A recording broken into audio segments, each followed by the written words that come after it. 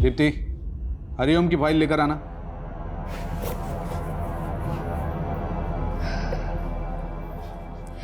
Sir, मैंने ये case पढ़ा है, क्लाइंट से बात भी की है। ये उतना बड़ा केस नहीं है, छोटा मोटा फ्रॉड का केस है। अच्छा। सर, मैं आपके अंडर 2 साल से बहुत कुछ सीख रही हूँ। अगर आपको ठीक लगे तो क्या मैं ये केस देख सकती हूँ, हैंडल कर सकती हूँ? मैंने दीनानाथ की नहीं, हरिओम की फाइल मंगाई थी। जाओ, सही फाइल लेकर आओ। Sorry sir. 2 साल में केस के फाइल के बारे में पता नहीं और केस चाहिए इन्हें।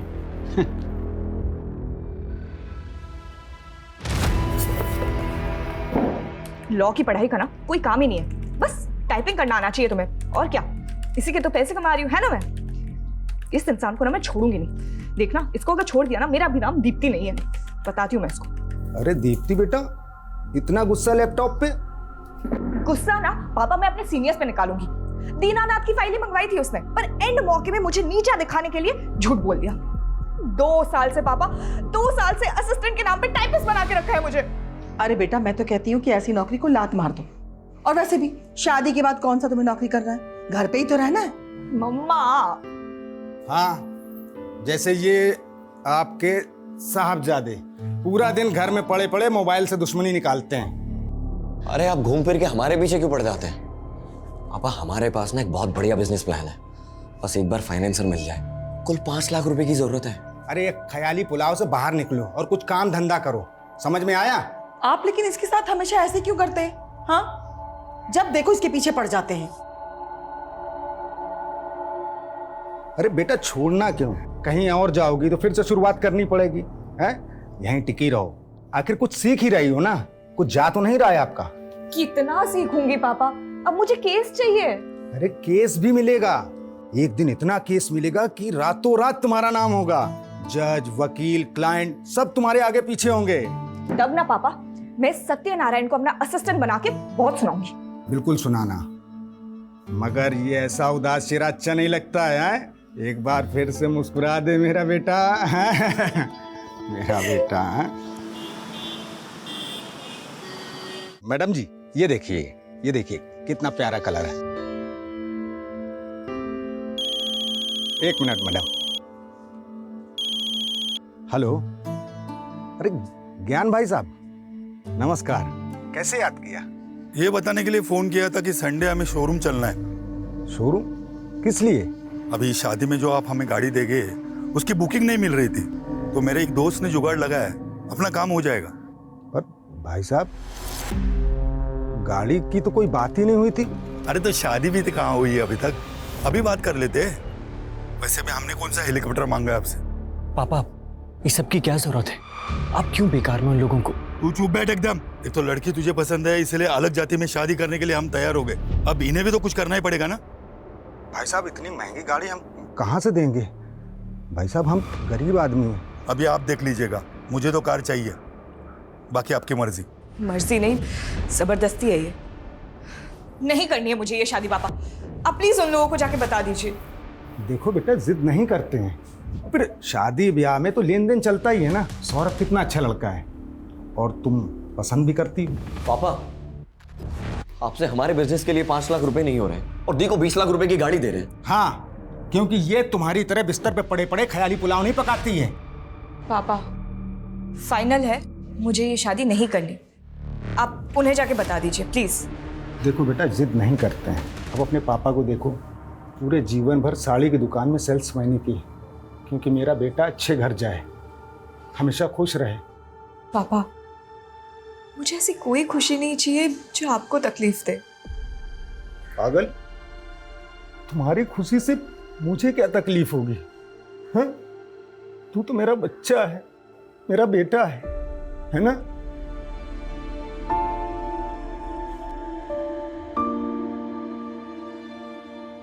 डॉक्टर, 6 साल हो गए हमारी शादी को और 1 साल से तो आपके चक्कर काट रहे हैं, फिर भी बच्चा नहीं हुआ।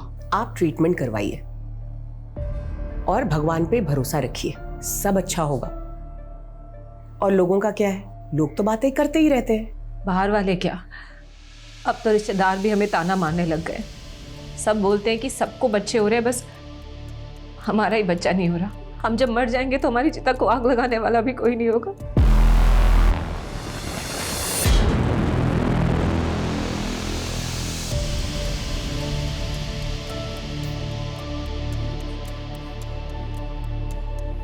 सुनिए, आपको डॉक्टर स्मिता ने जवाब नहीं दिया ना? देंगे भी कैसे? जिसका इलाज उसके हाथ में है, उसमें डॉक्टर कर भी क्या सकता है? अगर आप दोनों को भगवान में आस्था है तो मैं आपकी मदद कर सकती हूँ। पहले भी बहुत लोगों की कर चुकी हूँ। कैसी मदद? आप लोगों को बच्चा ही चाहिए ना? चारों तरफ भय का माहौल है। लखनऊ में जनता सड़क ही नहीं घर में भी असुरक्षित है। पता नहीं कब कहां से आकर वो हत्यारा उन्हें अपना शिकार बना ले।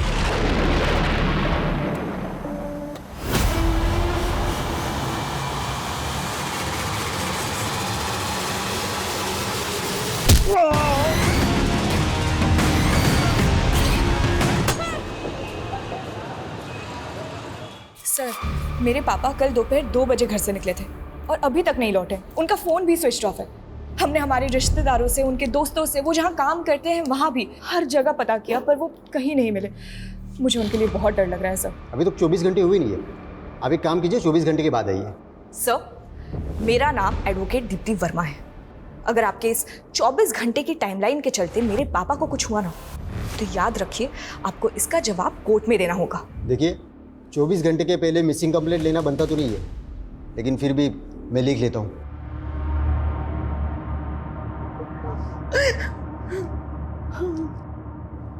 देखिए, आप घबराइए मत, अवतार भाई सब जल्दी आ जाएंगे।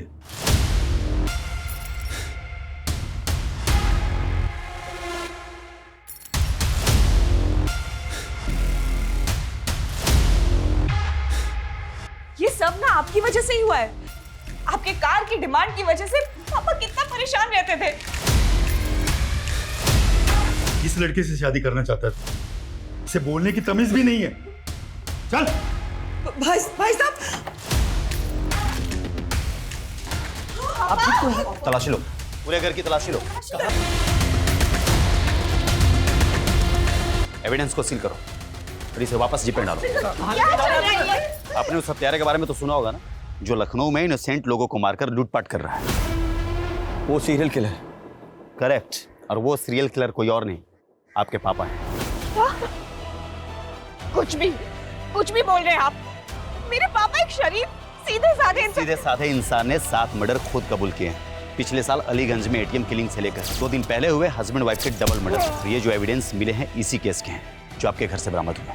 मेरे पति ऐसा नहीं कर सकते। आपको कोई गलतफहमी हुई है। सर, आपको कोई गलत कर रहे हैं। मेरे पापा को ऐसे नहीं लेके जा सकते।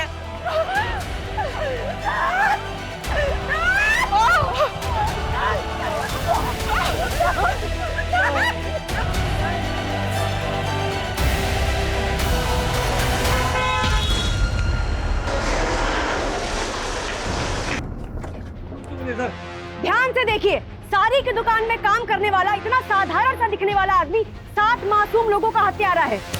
मेरे पापा जो किसी से ऊंची आवाज में बात तक नहीं करते, आपने उन्हें सीरियल किलर बना दिया। बनाया नहीं है, उन्होंने अपना जुर्म खुद कबूल किया है और खुद सबूत भी बरामद करवाया है। कबूल नहीं किया, करवाया गया है, टॉर्चर करके। सब प्लीज आप। दीप्ति, मैंने ये केस बारीकी से पढ़ा है। सारे सबूत तुम्हारे पापा के खिलाफ है और उन्होंने कन्फेशन भी दिया है। कोई चांस नहीं है। सब मेरी बात सुनिए, ये पूरा केस ही झूठा है। यहाँ पुलिस फाउल प्ले का। मैं ये केस नहीं लड़ सकता, सॉरी। सब बट मेरी। मैडम जी, मैं समझ सकता हूं बड़ा मुश्किल है ये कि पुलिस को पिछले 1 साल से जिस सीरियल किलर की तलाश थी वो कोई और नहीं बल्कि आपके पापा हैं। नहीं है मेरे पापा किलर। मैं कोर्ट जाऊंगी और इस बात को साबित करूंगी, पर हार नहीं मानूंगी। जरूर जाइए दीप्ति जी, ये आपका हक है, पर एक बात याद रखिएगा, कोर्ट में भी ये बात साबित होगी कि 7 लोगों को मारने वाला कोई और नहीं बल्कि आपके पापा हैं।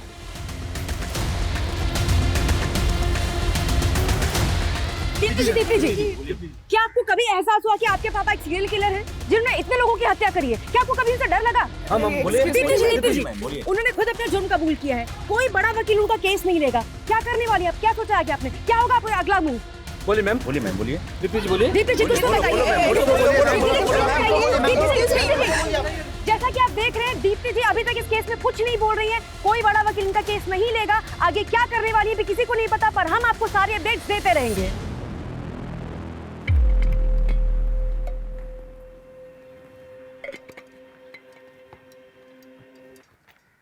योर ऑनर, पुलिस ने मेरे पिता अवतार वर्मा को 8 अगस्त 2022 को किडनैप किया, टॉर्चर किया और जबरदस्ती उनसे वो जुर्म कबूल करवाए जो उन्होंने किए ही नहीं थे।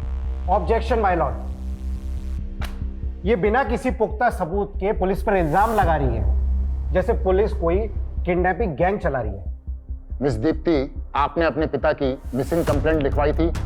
ये है मेरे पिता की मिसिंग कंप्लेंट की कॉपी जो हमने लिखवाई थी। बावजूद इसके पुलिस ने हमें 2 दिन तक कुछ इन्फॉर्म नहीं किया। कैसे इन्फॉर्म करता योर ऑनर? अक्यूज ने 2 दिन तक मुंह ही नहीं खोला। कौन है, कहाँ रहता है, क्या करता है? वो मेरे पिता से उनका नाम, पता, ये सब जानने के लिए उन्हें टॉर्चर करते रहे। जब पुलिस मेरे पिता को घर पे लेके आई थी तो उनकी क्या हालत थी, वो अपने पैरों पे चल भी नहीं पा रहे थे। कौन है आपका गवाह? माय लॉर्ड, मैं कोर्ट को उनकी लिस्ट दूंगी, पेशी करवाऊंगी उनकी। दीप्ति जी, कोर्ट में मनगढ़ंत कहानियां नहीं, सबूत चलते हैं जो अवतार वर्मा के खिलाफ पुलिस के पास है और जो कोर्ट में पेश किए गए हैं। कौन से सबूत? वो गोल्ड क्यूब, घड़ी, पैसे जिसमें खून लगा हुआ था, जो खुद पुलिस ने हमारे घर पे प्लांट किया है, क्योंकि ऑनेस्टली ना उनके पास फॉरेंसिक टीम थी और ना ही सर्च वारंट। सर, वारंट और फॉरेंसिक रिपोर्ट के लिए हमने बोला था, लेकिन उसमें लेट होने वाला था। हमें एविडेंस को सिक्योर करने थे और डर था कि एविडेंस के साथ छेड़छाड़ की जा सकती है। अच्छा, इसीलिए उनको पूरे परिवार को हॉल में बंधक बनाना पड़ा और पुलिस खुद बेडरूम में जाके सबूत लेके भी आ गई। एविडेंस कलेक्शन की कोई रिकॉर्डिंग नहीं की गई। सर, रिकॉर्डिंग भी की है और कोर्ट में सबमिट भी किया है। आई ऑब्जेक्ट योर ऑनर, यहाँ जिस रिकॉर्डिंग की बात हो रही है वो पुलिस ने खुद की है, किसी ऑथराइज्ड वीडियोग्राफर के थ्रू नहीं हुई है। वाह दीप्ति जी वाह, कभी आप कहती है कि रिकॉर्डिंग हुई नहीं है, फिर आप कहती है कि पुलिस ने रिकॉर्डिंग कर ली है, ऑथराइज वीडियोग्राफर ने रिकॉर्डिंग नहीं की। आपका ऑब्जेक्शन किस बात पे है? वीडियो की क्वालिटी पे? क्या अच्छा नहीं दिख रहा है? दीप्ति जी, अगर हम मान भी ले कि आपके पिता इनोसेंट हैं, फिर भी पुलिस के पास क्या कारण है कि वो उन्हें झूठे केस में फंसाएगी? अपने रेपुटेशन को बचाने के लिए। हम सबको पता है पिछले 1 साल से पुलिस किलर को नहीं पकड़ पाई है। फिर अचानक एक दिन उन्होंने मेरे पापा को पकड़ा और जेल में डाल दिया, जबकि एक्चुअली सीरियल किलर अभी तक बाहर घूम रहा है। 7 लोगों का मर्डर हुआ है, सच का जानना जरूरी है, जो पुलिस इन्वेस्टिगेशन में सामने नहीं आ पाया है।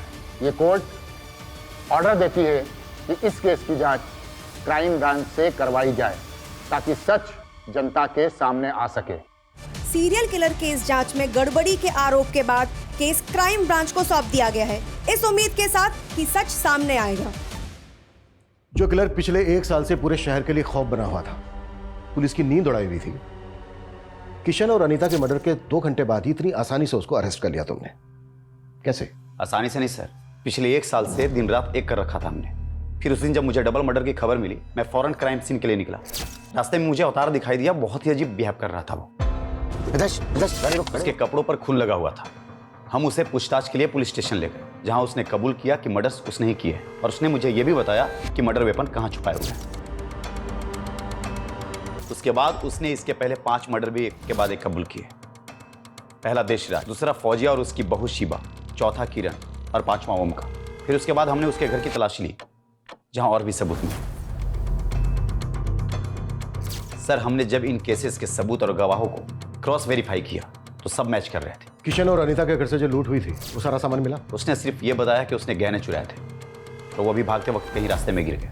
पर उनके घर से तो अच्छी खासी लूट हुई थी और उसने सिर्फ गहने कबूल किए और तुमने बड़ी आसानी से उस पर यकीन कर लिया। उसने बाकी की चोरी कबूल नहीं की, लेकिन 7 मर्डर्स कबूल कर लिए। सर, उसने जो मुझे बताया मैं आपको वही बता रहा हूं। मतलब ना तुम्हारे पास कोई पुख्ता सबूत है, ना गवाह, ना मर्डर्स का और ना ही अवतार की गिरफ्तारी का। सर, आप मुझ पे शक कर रहे हैं? शक नहीं कर रहा हूं, फैक्ट बता रहा हूं। फैक्ट। जैसे 2 दिन तक अवतार तुम्हारी कस्टडी में था, लेकिन तुमने उसकी फैमिली तक को नहीं बताया। सर हमने कोर्ट को बताया था कि उसने अपनी पहचान को छुपाने के लिए 2 दिन तक मुंह नहीं खोला। तो फिर तुमने टॉर्चर करके उसका मुंह खुलवाया। आप भी पुलिस डिपार्टमेंट से हैं, जानते होंगे 7 मर्डर करने वाला क्रिमिनल प्यार से तो मुंह खोलेगा नहीं। तो कुल मिलाकर तुम ये एक्सेप्ट कर रहे हो कि उसने कबूल किया नहीं, तुमने उससे कबूल करवाया। सर इस केस के फाइल आपके पास है, आप देख सकते हैं। अरविंद आखिरी बार पूछ रहा हूं, इन्वेस्टिगेशन में कोई गड़बड़ी हुई है, कोई फॉल प्ले? नो सर, अवतार ही वो सीरियल किलर है जिसे हम पिछले 1 साल से तलाश कर रहे थे, जो बहुत मुश्किल से पकड़ा गया है। सर मैं तो अपनी बेटी दीप्ति की शादी के लिए पैसों का इंतजाम ना हो पाने की वजह से परेशान था। अरे भाई साहब ये पुराना सोना है, मेरी मजबूरी है इसलिए हम इसको बेच रहे हैं। अगर थोड़ा बहुत और ज़्यादा हो जाए तो देख लीजिए आप। नहीं, इससे ज़्यादा नहीं हो सकता। सर मैं भाग नहीं रहा था, मैं तो परेशान होकर रोड के किनारे बैठा था, तभी इंस्पेक्टर साहब की गाड़ी वहाँ पे रुकी।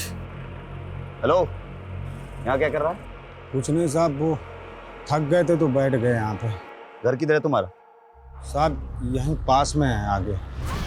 चल बैठ गाड़ी में, मैं भी उधर ही जा रहा हूँ, छोड़ देता तुम। पीआई अरविंद का कहना है कि जब उन्होंने आपको पकड़ा तो आपके कपड़ों पर खून लगा था। किशन और अनीता के खून से सने वो कपड़े उन्होंने हमें दिए हैं, तो फिर वो खून कहाँ से आया? सर ये तो हमें नहीं मालूम सर, वो मुझे पकड़ के थाने ले गए और वहाँ उन्होंने हमारे सारे कपड़े उतरवा दिए। और साहब 2 दिन तक हमारे साथ मारपीट करते रहे, बोले कि मैं जो कहता हूँ वो कबूल करो, अगर मैं कबूल नहीं करता तो सच में वो मुझे जान से मार देते साहब। किशन और अनीता के मर्डर के अलावा आपने 5 और मर्डर कन्फेस किए। ये तो मुझे पता भी नहीं था साहब, वो जहाँ बोलते गए मैं साइन करता गया और साहब मुझे झूठे केस में फंसा दिया। लेकिन वो ऐसे क्यों फंसाएंगे? उनकी कोई दुश्मनी है आपके साथ? साहब मेरी किसी से दुश्मनी क्यों होगी? मैं तो एक साड़ी की दुकान में मामूली सा सेल्समैन हूँ, मैंने जीवन में कभी चूहे नहीं मारे, और मैं 7 खून क्यों करूँगा साहब? मैं क्यों करूँगा 7 खून? मेरी वजह से मेरी बेटी की शादी टूट गई साहब, इससे ज्यादा बुरा क्या होगा साहब? इससे ज्यादा मेरे लिए और क्या बुरा होगा? घबराइए मत, अगर आप सचमुच निर्दोष हैं कुछ नहीं होगा आपके साथ, हम बारीकी से जांच करेंगे। एक तरफ तुम कह रहे हो कि तुमने ठीक से कुछ देखा नहीं, अंधेरा था, ऐसा था वैसा था, इसके बावजूद तुमने पुलिस को बयान दे दिया कि तुमने अवतार को किरण का मर्डर करके उसके घर से भागते हुए देखा। क्यों? सर मैंने उसे मर्डर करते हुए नहीं देखा था, मैंने बस किसी को भागते हुए देखा था। और ये बात मैंने जब किरण का मर्डर हुआ तो पुलिस को बताई थी, उन्होंने मुझे एक फ़ोटो दिखाई और बताया कि तुमने जिस आदमी को देखा वो यही था। मुझे लगा अच्छा है पकड़ा गया। तुमने अपने भाई के किलर को देखा था? जी सर। ये वो हो सकता है सर, क्योंकि उस दिन मैं दुकान बंद कर रहा था और भैया गलियों में आगे निकल गए थे, और जैसे मैंने उनकी चीखें सुनी पीछे मुड़ के देखा तो एक आदमी भागता हुआ जा रहा था। भैया ये घड़ी तुम्हारे भाई की है? हाँ सर। पक्का है? इसमें भी डाउट है? ऐसी ही दिखती थी शायद सर। शायद।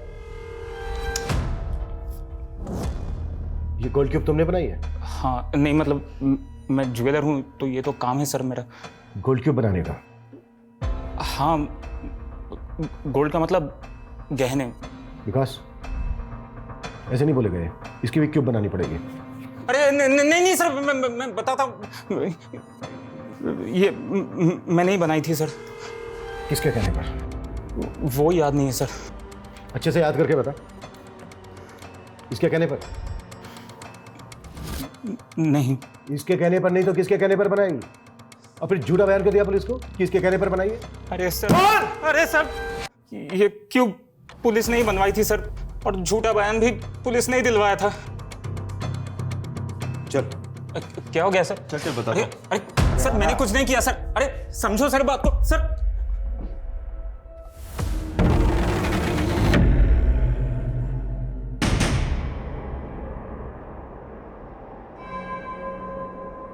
किशन अनीता के मर्डर केस की इंफॉर्मेशन तुम्हें किसने दी? ऑफिशियल या फिर कोई पर्सनल सोर्स था? उससे क्या फर्क पड़ता है सर? बताता हूं।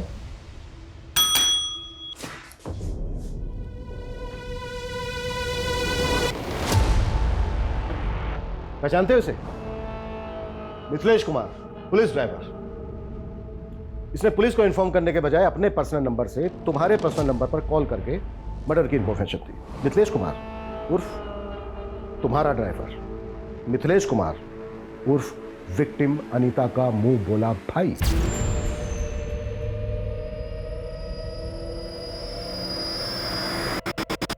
हाँ, तो इसे डायरेक्ट पता चला और इसने मुझे डायरेक्ट कॉल किया, तो इसमें क्या हो गया? हुआ ये कि क्राइम सीरियल किलर की तरह किया गया, और अगर ये उसी ने किया है तो वो एक बार फिर तुम्हारे हाथ से निकल गया। तुमने ये भी जानने की कोशिश नहीं की कि किसी ने सीरियल किलर की कॉपी करके फायदा उठाने की कोशिश तो नहीं की। तुमने बस आनन फानन में अवतार को उठाया और एक डबल मर्डर केस को सीरियल किलर केस से जोड़ दिया, सिर्फ इसलिए कि पिछले 1 साल से सीरियल किलर की हड्डी जो तुम्हारे गले में अटकी थी किसी ना किसी तरह से वो निकल जाए, बस। सर, ऐसा कुछ भी नहीं। अच्छा, एक बात बताओ, देशराज मर्डर केस में जो सीसीटीवी फुटेज है उसमें किलर का चेहरा नहीं दिख रहा, फिर तुमने ये कैसे डिसाइड कर लिया कि वो अवतार है? सर, मैंने डिसाइड नहीं किया, अवतार ने खुद कबूल किया था। ठीक वैसे ही ना जैसे कि उसने बाकी के मर्डर्स कबूल किए। ये अवतार की मेडिकल रिपोर्ट 1 महीने से ज्यादा हो गया है, उसकी अंदरूनी चोट भरी नहीं है, अभी तक बरकरार है। ऑप्शन क्या था उसके पास? अगर वो कबूल नहीं करता तो शायद तुम उसको कस्टडी में ही मार देते। सर, अवतार ने अनीता और किशन का मर्डर किया है और मर्डर वेपन उसने खुद बरामद करवाया। वही रोड ना जिसमें ब्लड के निशान तक नहीं है, फिंगरप्रिंट्स की तो बात ही कुछ और है। सर, उसने जानबूझ करके रॉड को पानी की टंकी में छुपाया था ताकि ब्लड और फिंगरप्रिंट्स दोनों धुल जाए। वाह, किलर तो बहुत स्मार्ट है और सेम टाइम पर बेवकूफ भी, क्योंकि उसने चोरी के गहने बेचने के बजाय उनकी गोल्ड क्यूब बनवाकर अपने घर में रख लिया। किरण मर्डर केस की विटनेस माला, उसने तुम्हें नहीं बताया बल्कि तुमने उसे बताया कि उसने जिस भागते हुए आदमी को देखा था वो अवतार है। ठीक वैसे ही जैसे ओम के भाई दिनेश को तुमने बताया कि उसने भी जिस भागते हुए आदमी को देखा था वो अवतार है। इन दोनों ने तो अवतार को पहचाना भी नहीं। मर्डर के वक्त जो उन्होंने स्टेटमेंट दी थी उसमें भागते हुए आदमी को अवतार के साथ रिप्लेस करके उसे बयान की शक्ल देकर उनके स्टेटमेंट पर साइन ले लिए। दिनेश ने अपने भाई की घड़ी तक को नहीं पहचाना है। सर, पता नहीं अब ये दिन वो झूठ क्यों बोल रहे हैं। झूठ वो लोग नहीं बोल रहे हैं जो तुम बोल रहे हो। जिस ज्वेलर से तुमने गोल्ड क्यूब बनवाई है ना, उसने बयान दिया है कि अवतार ने गोल्ड क्यूब नहीं बनवाई है बल्कि पुलिस ने बनवाई है, और पुलिस ने उससे झूठा बयान लिखवाया है। ठीक है, मैं मानता हूं कि इस सीरियल किलर केस में मैंने उसे गलत तरीके से फ्रेम किया ताकि ये सीरियल किलर केस का सरदर्द हमेशा के लिए खत्म हो जाए। और ये सच है सर कि अनीता और किशन का मर्डर अवतार ने किया। बस कर अरविंद, बस कर, कुछ तो शर्म कर यार। एक डबल मर्डर केस को सीरियल किलर मर्डर केस के साथ जोड़कर तुमने ना सिर्फ इस केस को खुला छोड़ दिया है बल्कि उस सीरियल किलर को भी मैसेज दे दिया है कि तू आजाद है, जो चाहे करना चाहे कर, हम तुझे ढूंढ ही नहीं रहे, हम तो ऑलरेडी किसी को बलि का बकरा बना चुके हैं। जा सकते हो तुम, सस्पेंशन लेटर बहुत जल्द तुम्हें मिल जाएगा। सर, मैं सच बोल रहा हूं, अवतार ने ही अनीता और किशन का मर्डर किया। Please go. Okay sir. Sir, अगर अवतार ने किशन और अनीता का मर्डर नहीं किया तो फिर किसने मारा होगा उन लोगों को? रिपर ने? शायद सीरियल किलर नहीं किया हो, या ये भी हो सकता है कि किसी ने बहती गंगा में हाथ धो लिया हो। मे बी वो अवतार भी हो सकता है। विकास, ये पहले के 5 मर्डर काफी पहले हुए हैं और ये दोनों मर्डर्स अभी अभी हुए हैं। हो सकता है क्राइम सीन से हमें कुछ मिल जाए। हमें इस केस पर आज से ही बल्कि अभी से लगना होगा। केस से रिलेटेड जो भी मटेरियल है उसकी अच्छे से जांच करनी होगी, और जरा पता करो कि अवतार का अनीता और किशन के साथ कोई कनेक्शन है क्या। Okay sir.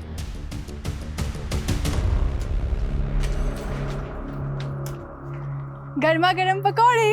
ओह वाह। नो, हाथ गंदे है ना, पहले हाथ धो लो।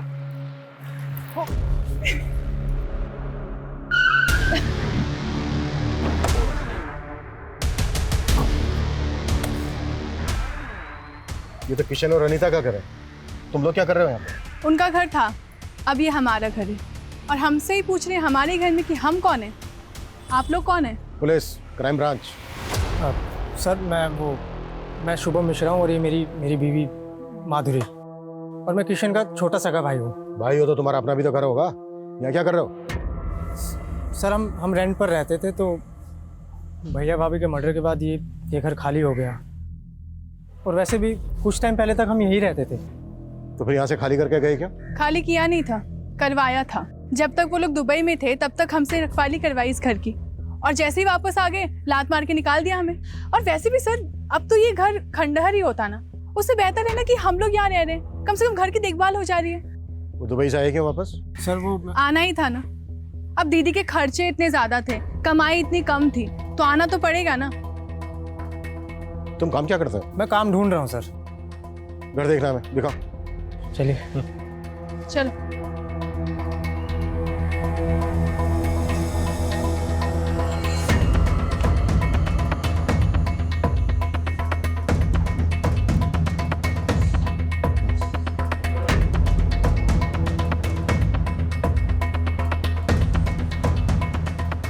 सर,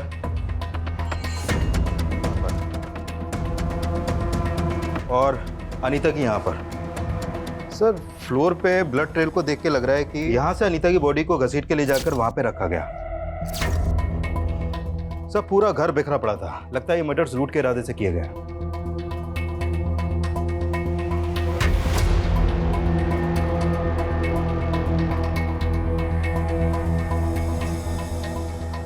बॉडीज को तुम लोगों ने पहले देखा था?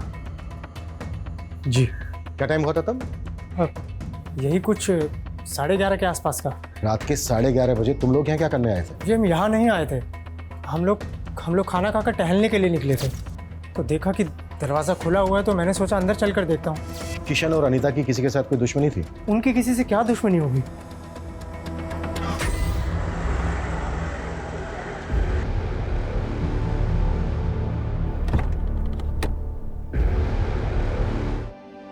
पापा हमेशा से कहते थे कि मुझे एक बहुत बड़ा केस मिलेगा, पर मुझे नहीं पता था कि मैं पापा के लिए केस लड़ूंगी। चुप हो जा बेटा, सारी जिंदगी तेरे पापा ने तेरे लिए संघर्ष किया, लेकिन आज तूने उनका कर्ज चुका दिया बेटा। नहीं माँ, मैं मर भी जाऊं ना तो पापा का कर्ज कभी नहीं चुका सकती। Welcome back. और कैसा है मेरा बेटा? बिल्कुल ठीक।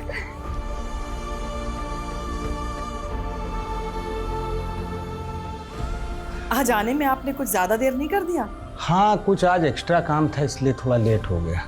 वैसे पापा, सैटरडे संडे को आपको ऐसा क्या काम होता है? बेटा वही काम बेटा जिससे कुछ एक्स्ट्रा पैसे आ सके, ताकि हम आपको एक बड़ा वकील बना सकें।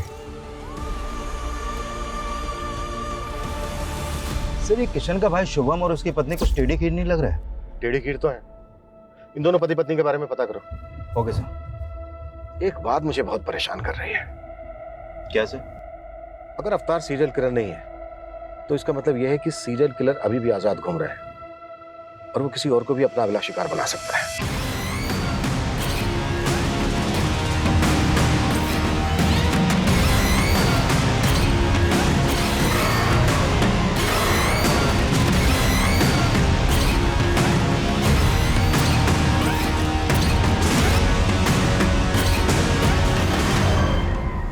सर, शुभम के बारे में इंक्वायरी करते हुए पता चला कि जब वो पहले किशन के घर पे रहता था तो उसका आए दिन किसी से बहुत झगड़ा होता था। लेकिन किशन और अनीता तो दुबई में रहते थे, तो फिर झगड़ा किसके साथ होता था? उसी से, जो शुरू से इस केस में कुछ ज्यादा इंटरेस्ट ले रहा है। मिथिलेश सर, मेरा कोई पर्सनल इंटरेस्ट नहीं था, वो तो पिछली बार दीदी जब राखी पर इंडिया आई थी तो उन्होंने बोला था मुझे। अरे राणा बेटा इधर आओ, देखो मैं तुम्हारे लिए क्या लेकर आया। थैंक यू ताऊ जी। एक मिनट, ये गिफ्ट तुम्हारी है? हाँ। नहीं तो भैया, जब हम दुबई में हो ना तो आप यहाँ पर चक्कर लगाते रहा करो। अरे शुभम रह तो रहा है यहाँ पर। यही तो दिक्कत है कि वो रह रहा है। मुझे तो डर लग रहा है कि हमारे जाने के बाद वो इस घर पे कब्जा कर लेगा। अनीता के फ्रिज में चिकन था, ये पता है तुम्हें? हाँ सर, वो मेरे सामने ही सीज किया था उन्होंने। फॉरेंसिक रिपोर्ट में आया कि उस चिकन में जहर मिला था, चूहे मारने की दवाई। और तुम और अरविंद तो अवतार को सीरियल किलर बनाने पर तुले हुए थे। आई एम श्योर वो रिपोर्ट किसने देखी तक नहीं होगी। लेकिन सर, वो चिकन तो दीदी जीजाजी ने नहीं खाया था। ये तुम्हें कैसे पता? क्योंकि उसी रात दीदी ने मुझे फोन कर चिकन खाने के लिए बुलाया था। व्हाट? अनीता तुम्हें जहर देकर मारना चाहती थी? हो सकता है सर दीदी को पता ही ना हो कि चिकन में जहर है, क्योंकि वो चिकन दीदी ने नहीं बनाया था। फिर देकर गया था। कौन देकर गया था? सर आप किसकी बात सुन रहे हैं? मुझे तो लगता है कि इसी ने मेरे भैया और भाभी को मारा है और अब मुझे जेल भिजवाकर इस घर पर कब्जा करना चाहता है। मतलब? दीदी इतनी परेशान हो तो मेरे बच्चे को गोद ले लो। सर ऐसा तो मैंने दीदी का दिल रखने के लिए कहा था। ऐसे कोई किसी को अपना बच्चा देता है क्या? आप इससे पूछिए ना, ये जहरीला चिकन क्यों लेकर आया था? सर वो चिकन हमने भी खाया था, लेकिन हम तो नहीं मरे ना। वो तो मुझे माधुरी ने बोला था कि जाकर भैया भाभी को दे दो। मेरी मत मारी गई थी जो मैं उन्हें देने के लिए चला गया। तो ये सारी की सारी प्लानिंग तुम्हारी थी? सही मैंने अपने बच्चे के लिए किया था। मुझे लगा था कि उनके ना तो बच्चे हैं और ना होंगे, और कल को ये घर मेरे बेटे को मिल जाएगा। लेकिन फिर वो अपने बच्चे के लिए इलाज करवाना शुरू कर दिया वो लोग ने। माधुरी तुमने क्या किया? बंद करो ये ड्रामा, लेके चलो दोनों को, वहां खबर लेते हैं इनकी। सर आप मेरी बात सुनिए। और तो ये मत सोचना कि तू बच गया है। सीरियल किलर की एक एक डिटेल पता थी तुझे। किशन और अनीता का मर्डर बिल्कुल वैसा ही हुआ है। मैंने ऐसा कुछ भी नहीं किया सर। अगर किया है तो सोच ले, नौकरी तो जाएगी जाएगी, अंदर भी जाएगा, वो भी लंबा। सर अगर वाकई में अनीता और किशन के डबल मर्डर्स में इनका हाथ हुआ तो हमारी मुश्किलें और भी बढ़ने वाली हैं, क्योंकि वो सीरियल किलर यानी कि रिपर अभी भी खुलेआम घूम रहा है।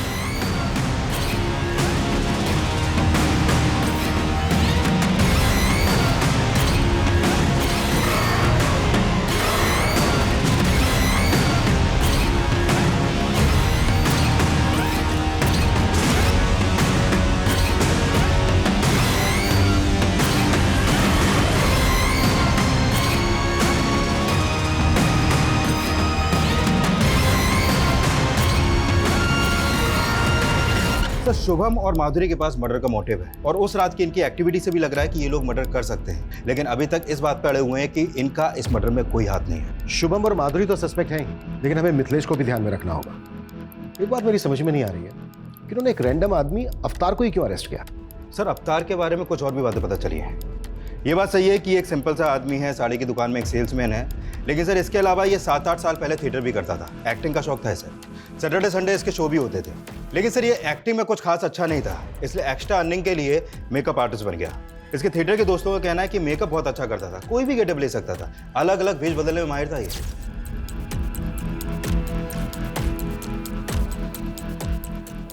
सर आपने अभी की ब्रेकिंग न्यूज देखी?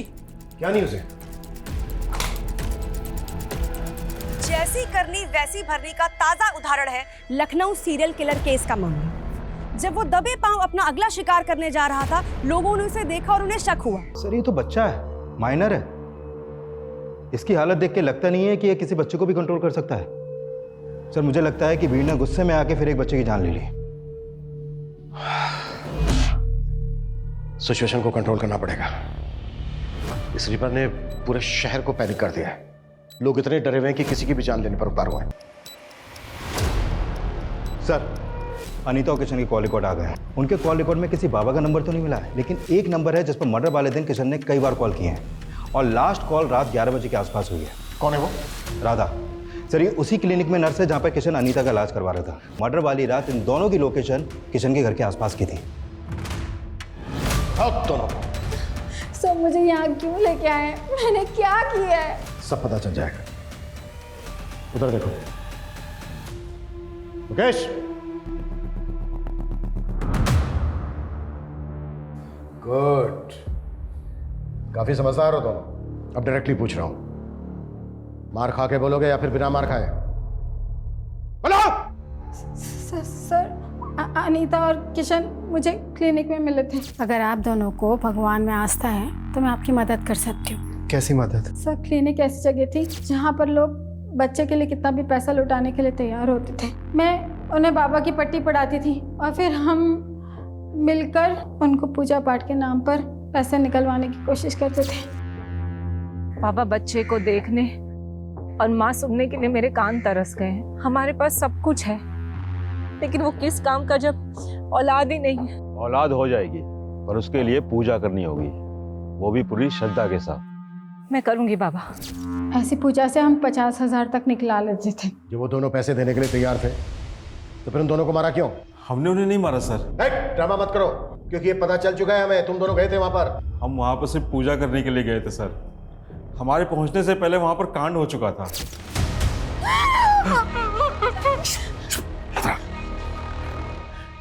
पागल हो यो, जो होना था वो तो हो चुका है, हम खाली हाथ क्यों जाएं?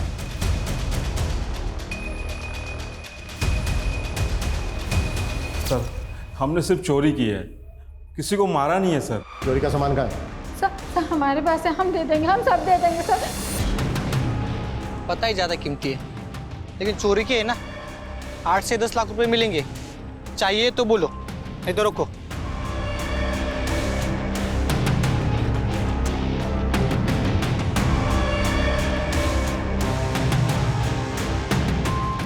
सर खबरी ने टिप दिया, अनीता की सोने की चूड़ियां चोर बाजार में बेची गई हैं। बेचने और खरीदने वाले की कोई इन्फॉर्मेशन? खरीदने वाले की है, बेचने वाले की वो बताएं। सर सर राधा और बाबा ने जो सामान चोरी किया था, वो सामान भी साड़ी भी मिली है, जो ठीक उसी दिन खरीदी गई थी जिस दिन अनीता और किशन का मर्डर हुआ था। इसमें सर स्लिप है, उसमें डेट भी पड़ी हुई है।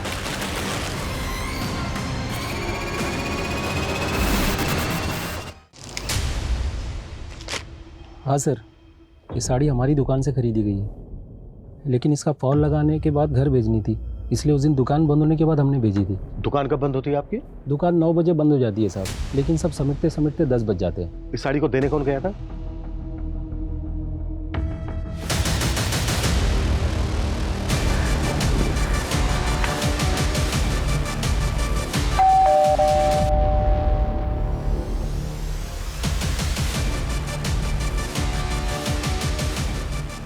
दीप्ति, तुम्हें अपने फादर को न्याय दिलवाना था ना? मिल जाएगा।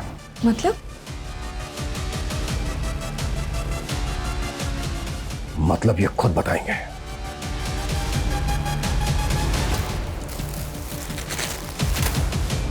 ये है ना वो साड़ी जो तू अनीता को डिलीवर करने उसके घर गया था, और जब हमने तेरे से पूछा कि किशन और अनीता को जानता है क्या, तो क्या बोला तूने? कि तूने उनको कभी देखा नहीं। इतनी कमजोर याददाश्त है तेरी। देखिए आप मुझे फंसा रहे हैं, मैं मीडिया में जाके बोलूंगा कि आप लोग मुझे जबरदस्ती। अभी बाहर मीडिया से जाकर मैंने बोल दिया ना कि ये सारी की सारी प्लानिंग तेरी बेटी की थी। तो जितना टाइम लगा है ना उसे अपना नाम बनाने में, उससे कहीं कम टाइम लगेगा उसका नाम खत्म होने में। अब बोल, अकेले जेल जाएगा या फिर अपनी बेटी के साथ? दीप्ति, दीप्ति मेरी बेटी मेरी जान है। उसके लिए बड़े घर का रिश्ता आया तो मुझे लगा कि मेरी बेटी बड़े घर जाएगी तो जीवन भर खुश रहेगी, पर उन्होंने शादी में 20 लाख की कार मांग दी। मैं बहुत परेशान था, कुछ समझ में नहीं आ रहा था। फिर सेठ जी ने ये साड़ी डिलीवर करने के लिए दी और मैं सोचते सोचते कब वहाँ पहुँच गया। मैडम जी, आपकी साड़ी एक बार ठीक से चेक कर लीजिए। तभी मेरी नज़र उन गहनों में पड़ी। उसके गहने मेरे दिमाग में घूमते रहे कि अगर ये गहने मुझे मिल जाएंगे, मेरी बेटी की शादी अच्छी से धूमधाम से हो जाएगी। सीरियल किलर के बारे में टीवी में देखा था, तो ठीक उसी तरह उनके सारे गहने ले लिए थे। पर मैं इतना डर गया था, डर के मारे इधर उधर भटक रहा था, और तभी वहाँ पुलिस की गाड़ी आ गई। तू एक आम आदमी है, इतना बड़ा क्राइम करके तूने पुलिस को बेवकूफ़ बनाया, कैसे? सर, मेरी बेटी वकील है और उससे केस के बारे में बातचीत होती रहती थी, तो मुझे समझ में आ गया था कि पुलिस को कैसे घुमाना है। घुमाया तो बहुत तूने, लेकिन अब तेरी बारी है। देशराज, फौजिया, शिवा, किरण, ओम के मर्डर करने में तूने अपने मेकअप आर्टिस्ट होने का फायदा उठाया। चेहरा बदल बदल के मर्डर किए तूने, ताकि कोई देखे भी तो बाद में पहचान ना पाए। साहब, मैं मेकअप आर्टिस्ट था, पर मैंने ऐसा कुछ नहीं किया जो इल्ज़ाम आप मुझ पे लगा रहे हैं। पहले उन लोगों ने मार पीट करके सीरियल किलर बनाया, और अब आप भी वही कर रहे हैं। साहब, मैं मानता हूं कि मैंने अनीता और किशन को मारा है, बाकी मैंने किसी को नहीं मारा है। मैं सच बोल रहा हूं साहब। किशन और अनीता के मर्डर्स अवतार वर्मा ने कबूल कर लिए हैं। इसके पुख्ता सबूत भी है हमारे पास। पर बाकी के 5 मर्डर्स वो हमेशा की तरह डिनाई करता रहा। हालांकि हमने बहुत कोशिश की, पर साबित करना हमारे लिए आसान नहीं था। इसके बावजूद हम आज भी पूरी कोशिश कर रहे हैं उन केसेस को सोल्व करने की। जय हिंद।